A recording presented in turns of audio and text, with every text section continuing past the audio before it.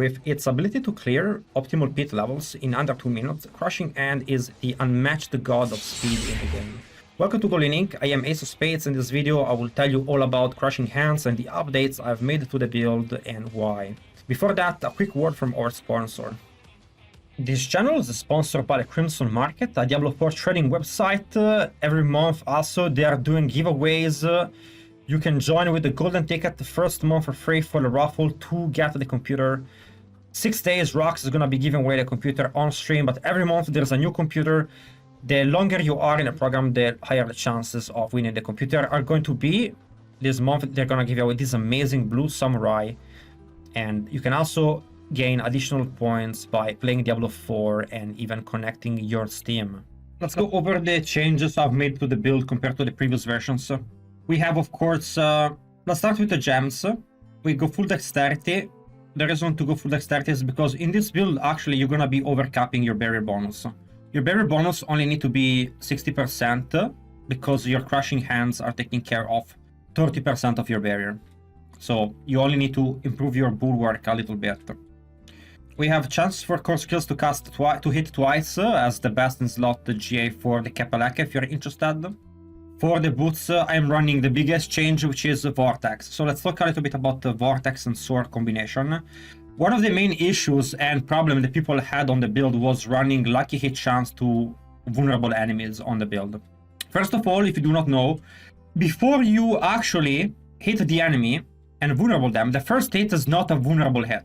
Even if it's vulnerable the enemy on the exact same hit, you're not gonna get any of the bonuses.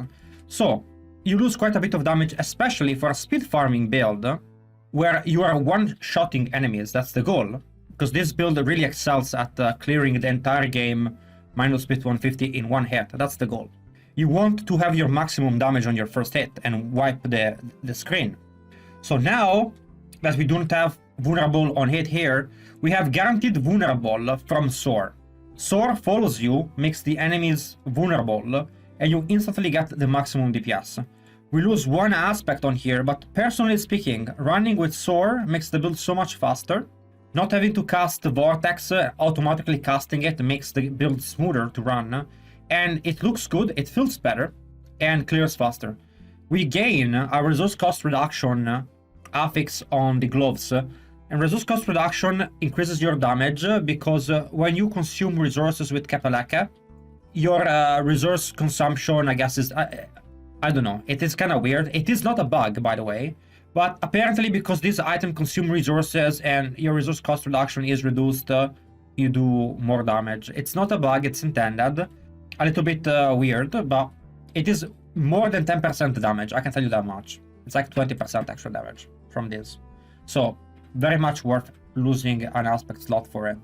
So the build now is better, more speed, more utility, less hustle, just overall better on all aspects. For the pants and the helm, the big question is, do we go resilient or do we go resolve stacks? You want to go 1 and 1. Resilient and resolve. Resolve stacks is a little bit better on Crushing Hands and Quill Volley because our damage scales on resolve stacks.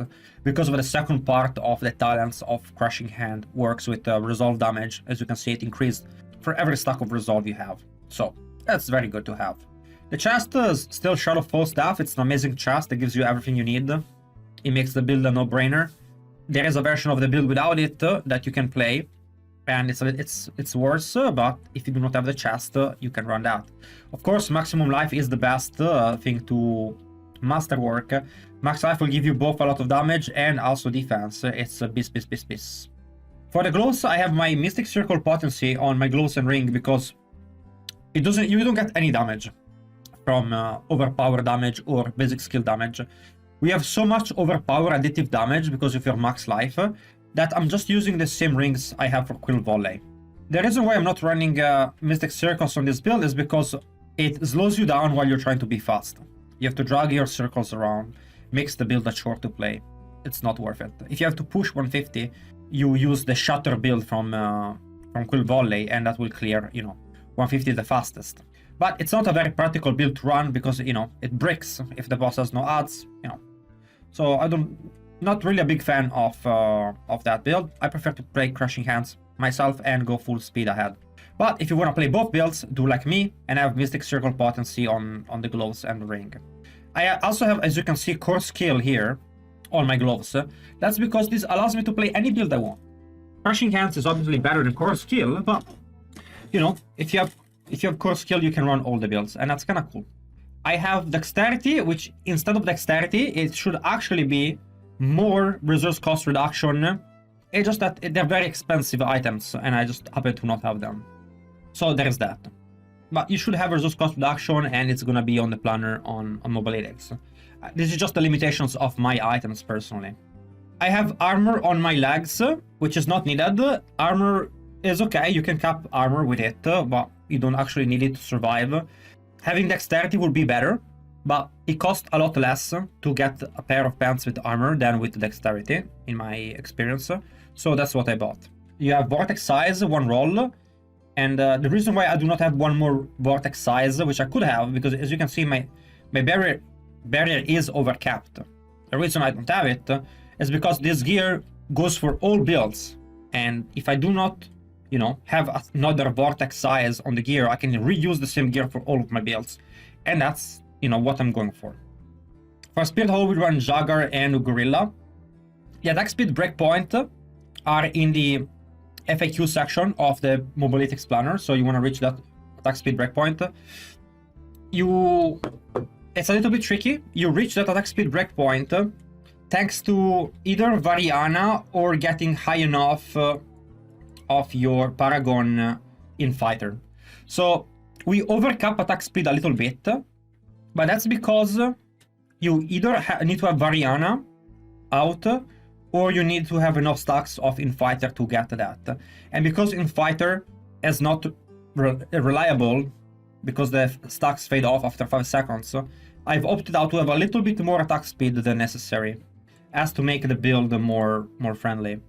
Because if you do not hit your attack speed cap breakpoint, you're gonna lose 30% damage. Of course, Banish Law Talisman, we have Redirected Force on the ring. Resource cost reduction, I already explained it. Max life gives you most damage if you temper it. Attack speed, I have it this way because that's what I got, and it makes it easier to reach the attack speed breakpoint without Infighter. And of course, Ring of the Midnight Sun. I'm not running the version, I tested it with Starless and with the gloves with lucky hit chance to primary resources. Now the reason for that is that you do not have enough lucky hit chance with Crushing Hands. You have a lot less lucky hit procs than Quill Volley, and you'd have to run with the Crushing Hand aspects, the Unrelenting. Unrelenting giving you less damage than Moonrise, so the damage you gain, you lose a little bit, and in the end, it wasn't worth running. It was less reliable as well. There could be probably a way to make it work. It would be to play Unrelenting and play with a Legendary Ring instead of a Starless Sky. I will put that version up. Now, the issue is that, again, you're missing one aspect slot for playing the Felt Soup Slayer. Felt Soup Slayer is the way that you play the game to clear the 150 easily. The explosion is random, only works against bosses with odds, blah blah blah. But again, so that's a kind of a cheese build, and I just don't see Crushing Hands needing to do that when we have Quill Volley for that cheese build. Crushing Hand is optimized for speeds, and that's what I'm gonna keep the build for. There might be some people that want to, some reason, play Crushing Hand for 150, but I don't see the point. Let me know. I might make the version just, you know, you guys can check it out if you want to try, but it's just less efficient. It's better to keep Quill Volley for push 150, Crushing Hands for everything else. Make the best Crushing Hands build possible for all content, the best push build for 150, Quill Volley, instead of trying to like do inefficient things altogether. Oh yeah, so for talents, of course we go Crushing Hands with the Resolve stacks, Balance Exertion. As you can see here, I'm running both Vortex and Soar. It's important to knock the enemies down when you pull them, because you're still running Scourge. So that's why you're doing that. You're running Perseverance. One less point here. It's only 2 points out of 3. This allows me to get 3 points in Vortex and also maintain 5 points in Armored Hide. So you do not get the full benefit, but because the build is tankier than Quill Volley, I think we are already slightly defense overcapped. You can try to remove those points if you feel like it and add a little bit of damage here. 6% damage versus, what is this? That's a lot of damage reduction you're losing. Feel free to try that out, it might be worth it if you're very tanky. We take Adaptable Scourge, we take full points in Dominant and Resilient. Of course, Furnace, blah blah blah, all points here. 1 point in the Hunter with Exalted Hunter. If you're playing a push build, because this build has less attack speed than Quill Volley, because the animation of the Gorilla is lower, even though you have the same attack speed, you would have to actually put more points into the Hunter. So you would take the points out of Perseverance and put them into the Hunter if you play the push version, which I guess I'm gonna make. I'm gonna make a Shatter version of Crushing Hands. You can see how far you can push, but it's not really worth running, in my opinion. For the Paragon, we have a little bit of changes. So same thing, we have Colossal on the first board. Now, the thing to remember is that all additive damage like this honestly doesn't do anything. You have so much damage from Overpower, because your Banished Lord causes all your skill to Overpower, and Overpower scales with your max life, giving you additive damage.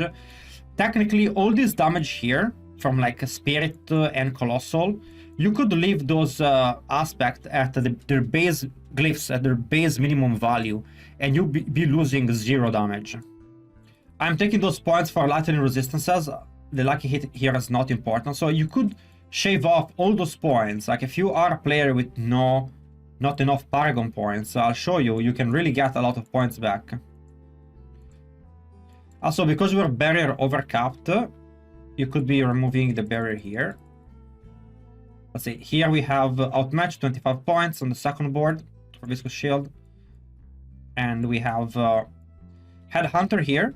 Unfortunately, there's no better glyph than Headhunter, because we are not an elementally based build, right? We do not do elemental damage. And since we do not do elemental damage, we cannot run things like Fulminate or something like that. We have to run Outmatch, and you know, physical damage does not count for the Paragon board, meaning that we have to run Infighter instead. So again here I'm saving up 37 Paragon points. For the final board, we run Manage Waste instead of Hubris. Because we cast Crushing Hands, and that's a Gorilla skill, we deal damage with all 4 types of spirits. We do damage with Soar and Vortex, with the Hunter, with Scourge, and with Crushing Hands. Activating Manage Waste, we get 16% bonus damage. So this now is better than Hubris, you also save 1 point. So as you can see here, I am needing 37 less points. So technically, you can shave off 37 Paragon levels and be pretty much Paragon capped. The Mercenary, I'm keeping Variana because the attack speed can help getting you to that attack speed threshold, which again is in the builder, is in down below. In the FAQ, you can see how much attack speed you need to have. And of course, we run this Mercenary here because you need a Fortify, and the Fortify gives you double damage when it's up. That's everything for the build. I hope you guys enjoyed the update.